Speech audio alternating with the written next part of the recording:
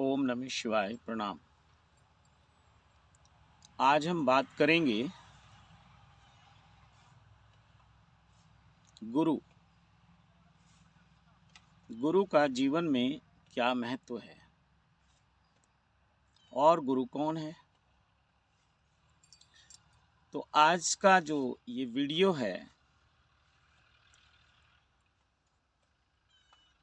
मैं एक महापुरुष या कहें कि युग दृष्टा को समर्पित करके जो भी कुछ बोल पाऊंगा वो प्रयास करूंगा। तो आज का हमारा ये एपिसोड हम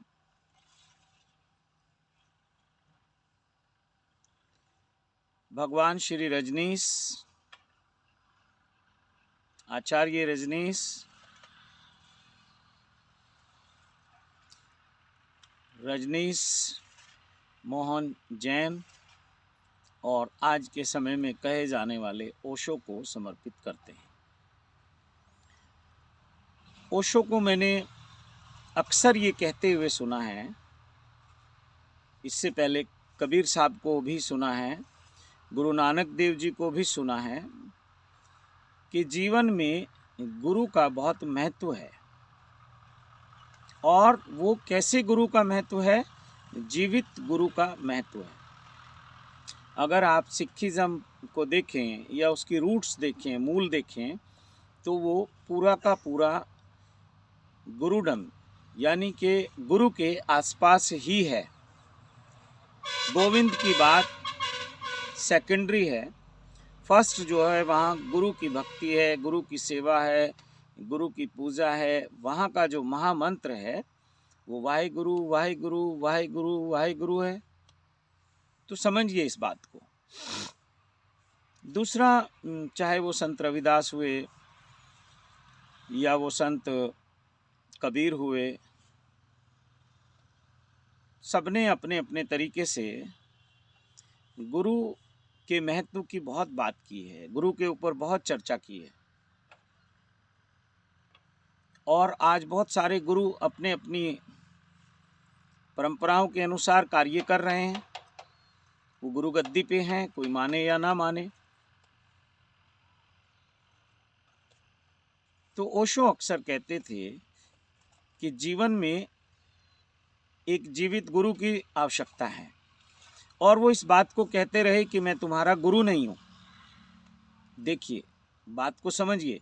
ओशो कहते रहे मैं तुम्हारा गुरु नहीं हूँ, तुम्हारा मित्र हूँ, कल्याण मित्र हूँ। और उस समय भी लोगों ने ओशो को गुरु मान लिया। वो बहुत स्वर्णिम समय था, बहुत गोल्डन पीरियड था। वो जीवित व्यक्ति को गुरु मान लेना ये बहुत बड़ी संभावना के द्वार खोल देता है। आध्यात्मिक जो यात्रा है उस पे भी बहुत सारे द्वार हैं, जिसे हम चक्रों की बात करते हैं। तो ये एक बहुत बड़ी संभावनाएं आपके भीतर पैदा कर सकता है अगर आप किसी जीवित गुरु के प्रति झुक जाएं। अब ये किस लिए झुके हैं, क्यों झुके हैं? कोई लोभ है, कोई लालच है, कोई व्यापारीकरण है, क्या है? अध्यात्म में ये बहुत चलता है। किसी से कोई हेल्प लेनी है, उसको गुरु बना लो, गुरु मंत्र मांग लो उससे। वो आपके लिए बहुत हम्बल हो जाता है, बहुत ही एक उसकी दृष्टि बदल जाती है। साधक और शिष्यों में थोड़ा सा कहीं एक परत का फर्क आ जाता है कि ये मेरे शिष्य हैं और ये मेरे साधक हैं। तो बहुत खेल चलता है गुरु के नाम पे। तो मुझे जो बात समझ आई वो मैं आपसे साझा करूंगा। और वो बहुत छोटी सी बात है, बिल्कुल कंटेंट है वो। तो जैसे कुछ बूंदों में वो है, कुछ शब्दों में है, लेकिन उसकी भूमिका बनाने के लिए मुझे सब बातें करनी पड़ रही हैं। नहीं तो ऐसा कुछ नहीं है कि मैं कोई ओशो का प्रचार कर रहा हूँ या कबीर साहब का या गुरु नानक देव का या किसी अन्य संत का। वो तो आप जानो, जो लोग वहाँ से जुड़े हुए हैं वो जाने। तो जो लोग बाद में जुड़ते हैं परंपराओं में, जो मूर्तियों को, तस्वीरों को, समाधियों को गुरु मान लेते हैं, तो क्या इन्होंने समझा उस गुरु की बात को? वो कह रहे हैं कि जीवन में जीवित गुरु ही काम आएगा। समझ लो इस बात को अच्छे से। जो गुरु के जाने के बाद जुड़ते हैं और गुरु मान के उस परंपरा का हिस्सा हो जाते हैं, तो गुरु उनसे कह रहा है कि जीवन में जीवित गुरु ही काम आएगा। और जो गुरु के समय में लोग शिष्य बन गए, गुरु मान लिया, उनसे गुरु बार बार ये कह रहा है कि मैं तुम्हारा गुरु नहीं हूं, मैं तुम्हारा गुरु नहीं हूं, मैं तुम्हारा कल्याण मित्र हूं। और तुम्हारा कल्याण जिसको कह रहे हैं, उसके पीछे भावना क्या है कि मैं तुम्हारे बुद्धत्व में, तुम्हारे एनलाइटनमेंट में, तुम्हारे उस परमात्मा के साक्षात्कार में, आत्म साक्षात्कार में तुम्हारा सहयोगी हूं। और हम उस यात्रा को भूल जाते हैं कि हम निकले थे क्या प्राप्त करने, और हम गुरु में अटक जाते हैं, और गुरु के बाद उस परंपरा में अटक जाते हैं। हम फिर खोज बंद कर देते हैं, गुरु की खोज बंद। इसलिए बहुत सारे मिशन हुए जिन्होंने किसी जीवित व्यक्ति को गुरु माना, ना किसी मुर्दे को गुरु माना। जैसे इस्लाम धर्म हुआ, सिख धर्म हुआ, 10 गुरुओं के बाद उन्होंने भी बंद कर दिया कि गुरु मानियो ग्रंथ। अब उन्होंने कहा कि 10 गुरुओं को भी मत मानो, तुम गुरु ग्रंथ को गुरु मान लो। और गुरु ग्रंथ साहब में, अगर मैं ठीक कह रहा हूं, तो करीब 42 संतों की वाणी है। अब देखो सिख लोग क्या हैं, पूरे साल प्रकाश दिवस, उत्सव दिवस, शहीदी दिवस, ये दिवस, सिख धर्म इतना बन के रह गया। बस जो गुरु का संदेश था, जो गुरु तुम्हें देना चाहता था, उससे तो चूक गए, लेकिन गुरु को पकड़ लिया। अब किसको पकड़ा? जो वहाँ 10 गुरु हैं उनको पकड़ लिया। और गुरु बार बार कह रहा है कि गुरु मानियो ग्रंथ। 10वें गुरु जो हैं, गुरु गोविंद सिंह जी कह गए कि गुरु मानियो ग्रंथ। अब हम क्या मान रहे हैं, ये खास करके सिखिज्म के लोग सोचें। कबीर साहब ने भी गुरु की बात की है, अब लोग समझ नहीं पा रहे उसको। कबीर साहब भी बहुत बार ऐसा निष्पक्ष एक सम उनका उत्तर रहता है, चाहे उनके शिष्य हों, चाहे उनकी परंपरा के लोग हों, या कोई अन्य लोग हों। कबीर साहब की वाणी किसी विशेष लोगों के लिए नहीं है, ना शिष्यों के लिए है, ना परंपरा को मानने वालों के लिए है, सबके लिए समान रूप से उनका संदेश है। बहुत सारे उनके जो दुहावरे हैं, दोहे हैं, उनमें ये बात स्पष्ट होती है। कबीर साहब ने इतना ही कहा है, एक बहुत साधारण सा प्रचलित होने वाला दोहा मैं पढ़ता हूँ। कबीर साहब ने कहा कि गुरु गोविंद दो खड़े, काके लागू पाए, बलिहारी गुरु आपने जिन गोविंद दियो बताए।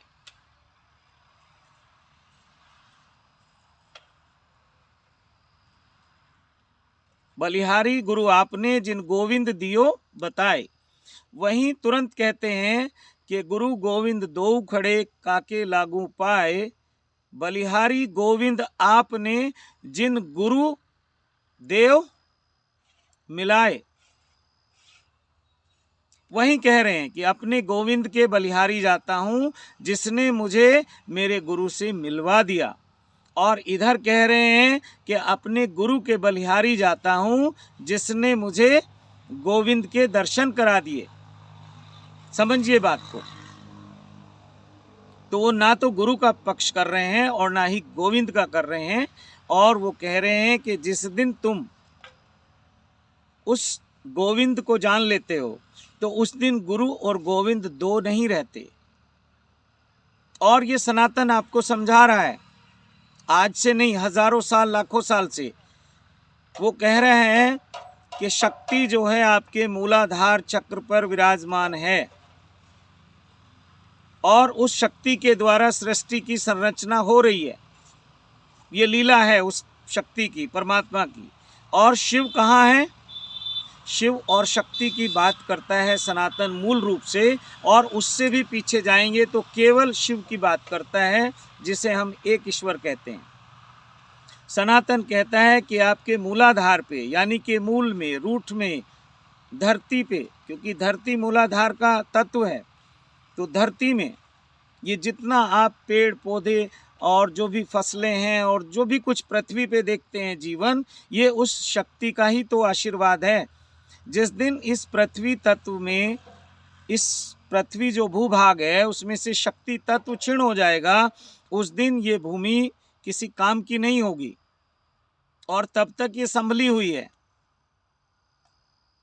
उसके बाद ये कहाँ धरातल में समा जाएगी कुछ नहीं पता।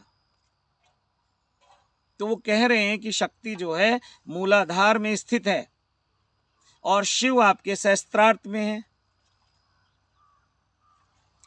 10वां जो आपका 10वां रंध्र भी इसको कहा जाता है, 10म द्वार भी कहा जाता है, लेकिन योग कहता है कि जो 7वां चक्र है वो सहस्त्रार्थ चक्र है, वहाँ शिव का वास है। और शिव और शक्ति के मिलन को ही एनलाइटनमेंट कहा, आत्म साक्षात्कार कहा, या जो भी आप नाम दे दें उसको, समय समय पे अर्थ वही रहे, सिर्फ वर्ड चेंज होते रहे। कभी हम बुद्धत्व कहने लगे, कभी हम एनलाइटनमेंट कहने लगे, कभी हम आत्मज्ञान कहने लगे, कभी हम आत्म साक्षात्कार कहने लगे। तो ये सारे लोग ऐसे ही, संत रविदास को देखिए, संत वाल्मीकि को देखिए, संत नामदेव को देखिए, जो भी हमारे खास करके इस भारत भूमि पे जो संत आए, वो सब एक ही बात कह रहे हैं। और कितनी बड़ी एक मिस्टेक है कि हम उसको चूक रहे हैं। ये मैं अपनी समझ के अनुसार कह रहा हूँ। अब मैं वो कहना चाहता हूँ जिसके लिए मैंने ये वीडियो बनाई है। तो चूक गए, और जिस साधक को बात समझ आ गई वो पहुंच गया। ये बहुत बड़ी कोई एक्सरसाइज नहीं है, बात समझ की है। बात समझ आ जाए तो गल एक नुक्ते विच मुक्ति है। एक नुक्ते में बात खत्म हो जाती है, कंप्लीट। और नहीं तो सारे जीवन लिखते रहो, सारे जीवन पढ़ते रहो, सारे जीवन यहाँ वहाँ दौड़ते रहो, अभी बात समझ नहीं आई, वो नुक्ता समझ नहीं आया अभी। तो ये सारे महापुरुष, सारे संत ये कह रहे हैं कि गुरु कोई व्यक्ति नहीं है। और सबसे बड़ी गलती होती है कि व्यक्ति को पकड़ के बैठ जाते हैं, फिर व्यक्ति चला जाए तो उसकी फोटो, उसकी मूर्ति को पकड़ के बैठ जाते हैं। इसी से अलग एक विज्ञान निकला जो इस्लाम ने माना उसको। देखा, मोहम्मद साहब कोई साधारण व्यक्ति नहीं रहे होंगे, और ये हिंदू, मुस्लिम, इस्लाम और ये जैन और सिखिज्म, ये हमारी उपज है, हमारे दिमाग की खोज है, मनुष्य की। तो उन्होंने मूर्ति पूजा का जो विरोध किया उसका यही कारण था। इस्लाम में मूर्ति पूजा नहीं है, सिखिज्म में भी मूर्ति पूजा नहीं है, बुद्धिज्म में भी नहीं है, और भी होंगे मुझे नहीं पता। यहीं एक सनातन से एक और शाखा निकली, आर्य समाज, उसमें भी मूर्ति पूजा नहीं है। तो इस संभावना को देखते हुए कि मूर्ति को यदि व्यक्ति छोड़ेगा तो शायद उसे बात समझ आएगी। अब जैसे आर्य समाज में भी गुरुडम का विरोध है, क्योंकि गुरु ने गद्दी पे किसी को बैठाया नहीं। स्वामी दयानंद सरस्वती ने किसी को अपनी गद्दी पे नहीं बैठाया, इधर कबीर साहब ने नहीं बैठाया, इधर ये गुरु नानक देव जी की परंपरा में थोड़ी दूर ये यात्रा चली गुरु गद्दी की, लेकिन उसके बाद ये भी रुक गई। बात समझ आ गई। जब 10वें गुरु तक ये पातशाही चली तो वो समझ गए होंगे कि लोग अटक गए, गुरु पे अटक गए, और हमें तो एक दिन चले जाना है। तो गुरु को ये एहसास होता है कि मुझसे बहुत बड़ा गुनाह होने वाला है, मैं लोगों को अटका रहा हूँ, मैं लोगों को पहुँचाने के लिए निकला था मंजिल पे, और मैं अटका रहा हूँ। और मोह तत्व हमारे 5 तत्वों में से काम, क्रोध, लोभ, मोह। मोह सबसे ज़्यादा ताकतवर है, सबसे ज़्यादा प्रभावशाली है। शुरुआत मोह से होती है, माँ का और बच्चे का, और अंत तक भी वो मोह बना रहता है, और यही आवागमन का मुख्य कारण बनता है।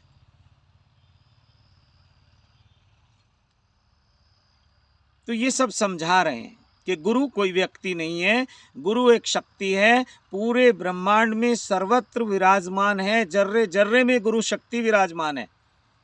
और गुरु कहता है कि जब तुम मुझे पुकारोगे मैं तुम्हारी सहायता के लिए उपलब्ध हूँ।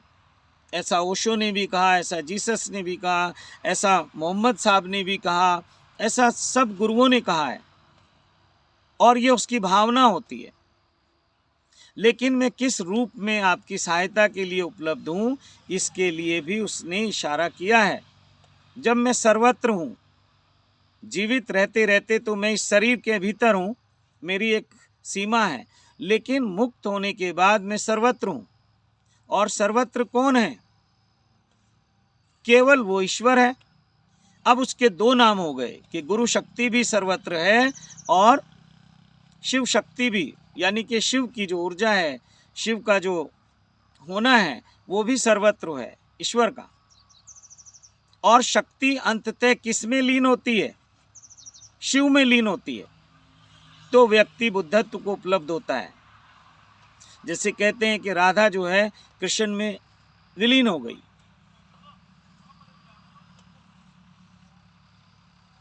पार्वती जो हैं, सती जो हैं, बार बार हर जन्म में उस शिव में लीन हो गई, विलीन हो गई। पूरा इतिहास उठा के देखो। तो कहने का भाव ये है कि जो लोग अटक गए, आश्रमों से बंध गए, परंपराओं से बंध गए, इनकी संभावनाएं खत्म हो गई। तो साधक को हमेशा अपने आप को खुला रखना चाहिए। जाओ सब जगह, देखो, समझो, अपने मतलब की वहाँ से जो भी आपको मिले वो ले लो, लेकिन उसका अभ्यास, उसकी प्रैक्टिस, उसकी साधना तो आप करोगे, मिशन नहीं करेगा, गुरु नहीं करेगा। वहाँ से तो आपको वो टेक्निक लेनी है। अब ये कहाँ से मिलती है, आप ले लो। ओशो जैसे महापुरुष ने किसी एक अपने गुरु की बात नहीं की, जो सारे जीवन कहते रहे कि बिना गुरु के गति नहीं है। सब लोग कहते रहे, सनातन हो या कोई भी धर्म हो, सब कहते रहे कि गुरु के बिना गति नहीं। और खुद कभी उन्होंने अपने गुरु के बारे में बताया नहीं। ओशो ने कभी नहीं बताया मेरे कौन गुरु थे।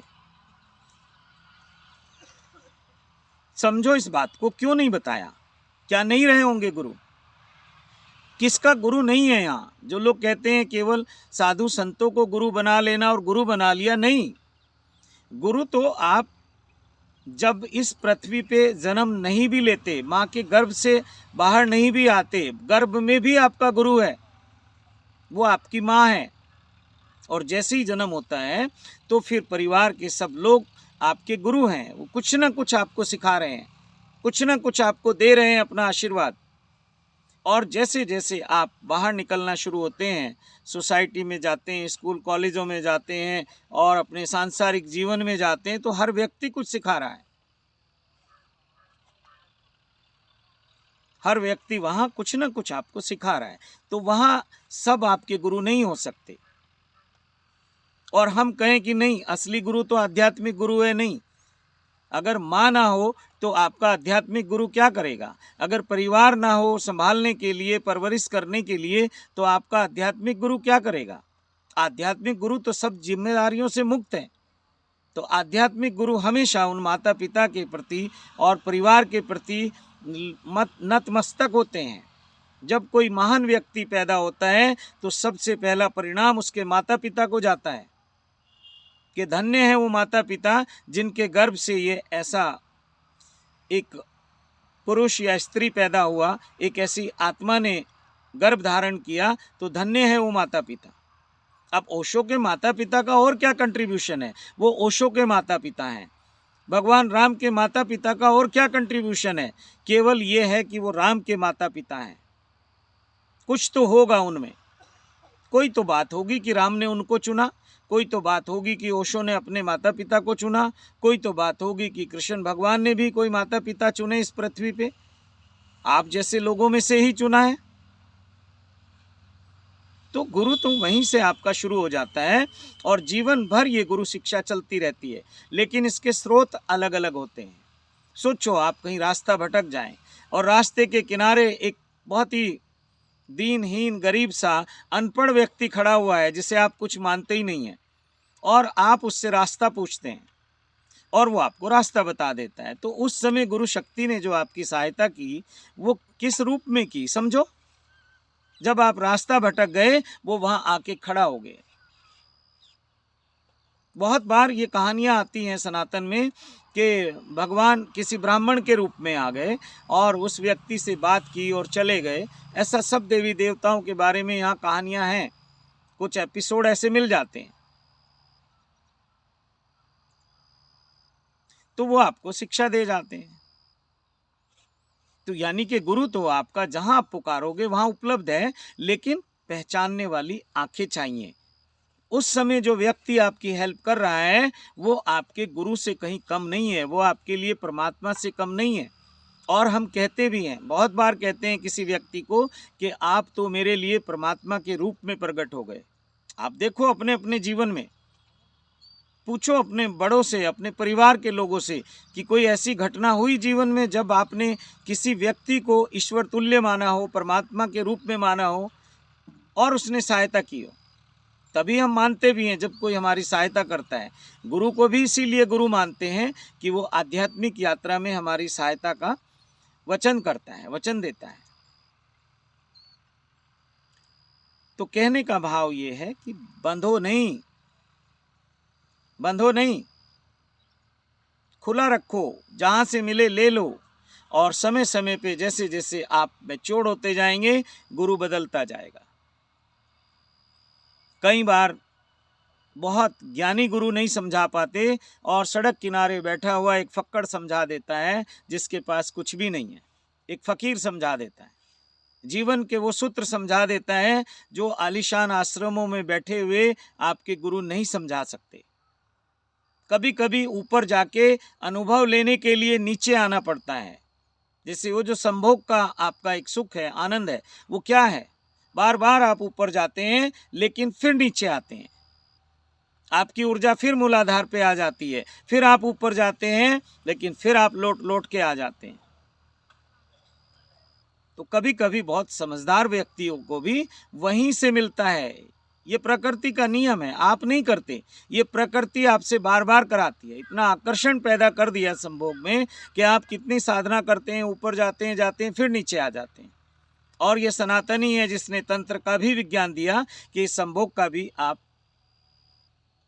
एक माध्यम बना सकते हैं। इसको भी अपनी यात्रा में, भोजन को भी माध्यम बना सकते हैं, किसी को स्पर्श करने को भी माध्यम बना सकते हैं, किसी की वाणी सुनकर भी आप उपलब्ध हो सकते हैं, कोई स्वाद चखने से भी आप परमात्मा को पा सकते हैं। समझो इन बातों को, आज की थोड़ी है, तो सनातन से चली आ रही हैं।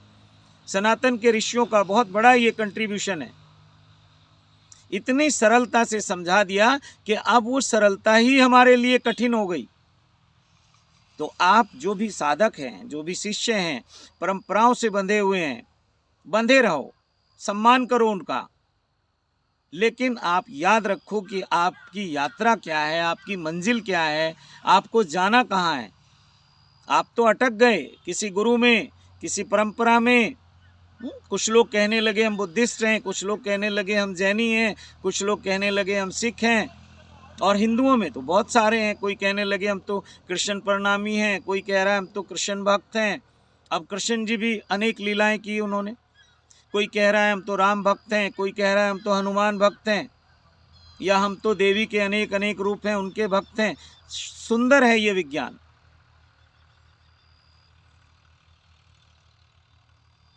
ओशो की बुक्स में ही मैंने पहली बार पढ़ा था, बाद में तो बहुत संतों से सुना कि गंगा एक है और उसके घाट अनेक हैं।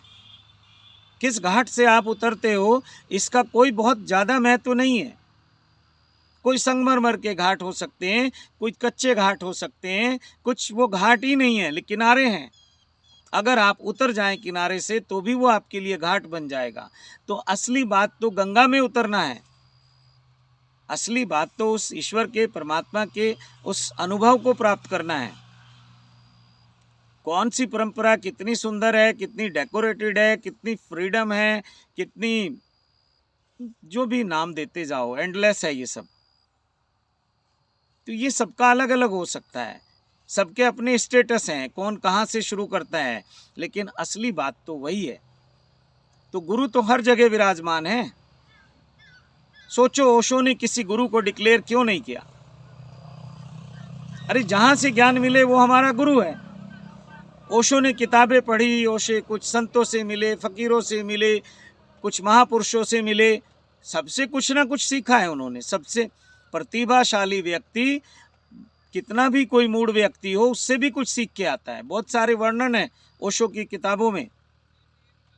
कभी आप कहेंगे तो मैं उस टॉपिक को लूंगा, लेकिन ओशो के लोगों से थोड़ा मुझे ज़्यादा प्रेम है और ये बर्दाश्त नहीं कर पाते। जैसे सभी धर्मों के लोग अगर उनके गुरु के बारे में थोड़ा सा भी आपने टेढ़ा मेढ़ा कुछ बोलने की कोशिश की तो वो नाराज हो जाते हैं, स्वाभाविक है। लेकिन सीधा सीधा तो गुरु कभी होता ही नहीं और उसके बारे में बोला ही नहीं जा सकता। उसकी शिक्षाएं सब टेढ़ी मेढ़ी होती हैं। समझ सको तो समझो, और नहीं समझे तो फिर लगे रहो अपना जय जयकार करने में। कोई किसी की जय कर रहा है, कोई किसी की जय कर रहा है। अपनी जय के लिए निकले थे और उसे हम भूल गए। तो अंत में मैं अपनी वाणी को थोड़ा विराम देता हूँ। बहुत लंबी वीडियो हो जाती है और ये टॉपिक इतना अच्छा है कि इस पे और बोलने की इच्छा है, लेकिन सीमा है आप लोगों की। अगर आप चाहते हैं कि हम बोलें, खुल के बात करें, तो आइए, किसी ध्यान शिविर में आइए, या एक सिद्धों की सभा शाम का प्रोग्राम होता है उसमें आइए। तो जो सिद्धों की मर्जी होगी, जो उन महापुरुषों की मर्जी होगी, जो उन ओशो जैसे, कबीर जैसे, नानक जैसे और बहुत सारे महापुरुषों की जो इच्छा होगी, वो उस सिद्धों के दरबार में आपको सुनने को मिलेगा। वहाँ आपकी जो भी समस्याएं हैं उनका समाधान मिलेगा। जो आप चाहते हो, मनोकामनाएं हैं, वो भी मिलेगा। तो इसलिए मेरा आपसे निवेदन है कि अटको मत। जीवन बहुत छोटा है। कितना निकाल दिया ये आपको पता है, कितना बचा है ये भी आपको पता है। कई बार ऐसा होता है कि पेंसिल या पेन हमारे कान पे रखा होता है और हम उसे ढूंढते रहते हैं। बहुत बार होता है कि आदमी का चश्मा उसके सिर पे रखा है, ऐसे रख लेता है और चश्मा ढूंढता रहता है। हो सकता है कई बार जहां आप हो, अब आप चश्मा ही ढूंढ रहे हो, अब आप पेंसिल ही ढूंढ रहे हो, आप भूल ही गए कि वो पेंसिल कहाँ है, वो चश्मा कहाँ है। तो जागो, भागो नहीं। अब भागने से मतलब ये नहीं है कि आप परंपराएं छोड़ के भाग रहे हैं या उनमें अटके हुए हैं। नहीं, स्वतंत्र रहो, स्वतंत्र रहो। और रुका पाँव मिला गाँव। जिस दिन आपकी यात्रा ठहर जाएगी, सब भटक भटक के देख लोगे, सब अनुभव ले लोगे, उसी दिन मंजिल मिल जाएगी। रुका पाँव मिला गाँव, यानी कि अपना ठिकाना, अपना ठोर, अपना गांव हमें मिल गया। बहुत भटके हम यहाँ वहाँ अध्यात्म की तलाश में। तो समझो इस बात को। मेरा आप सबसे प्रेम है, इसलिए ये बात कर रहा हूँ। कोई अपना ज्ञान या मैं कोई फैन फॉलोइंग बनाने के लिए बात नहीं कर रहा हूँ। और गुरु शिष्य परंपरा हमेशा चलती रहेगी। बहुत सुंदर ये सनातन की परंपरा है, सब लोग इसको एडॉप्ट कर लेते हैं। सनातन के सब चीज़ों पे टीका टिप्पणी होती है, गुरु शिष्य परंपरा पे नहीं होती। ये सनातन ही है जो आपको गुरु बना देता है। सनातन में बहुत संभावनाएं हैं। तो बस मैं यही कहूँगा कि गुरु सर्वत्र विराजमान है। आपको केवल एक शिष्य बनना है, अपने भीतर उस प्यास को जगाए रखना है। और जिस दिन वो प्यास समाप्त हो गई तो समझना कि अब आपका पाँव रुक गया। रुका पाँव और मिला गाँव। तो सबका सम्मान करो, सबका धन्यवाद करो। समय समय पे सब लोग आते रहे, जाते रहे। ना कोई सदा रहा है, ना कोई रहेगा। बहुत ज़्यादा देर तक किसी परंपरा का हिस्सा रहने से आपकी यात्रा जरूर रुक जाती है। इस जीवन की तो कम से कम रुक जाती है। इस जीवन में तो आप अटक गए। तो इसी के साथ वाणी को विराम देता हूँ। आपको धन्यवाद करता हूँ। आपको मेरी बातें अच्छी लगें तो वीडियो को शेयर भी करिए। और अच्छा लगे तो चैनल को सब्सक्राइब भी करिए, और अच्छा लगे तो कुछ मैसेज में लिख कर भेजिए, और आप खुद ही समझदार हैं। तो इसी के साथ वाणी को विराम देता हूँ। आप सबको कोटि कोटि प्रणाम करता हूँ। ओम नमः शिवाय, ओम नमः शिवाय, ओम नमः शिवाय।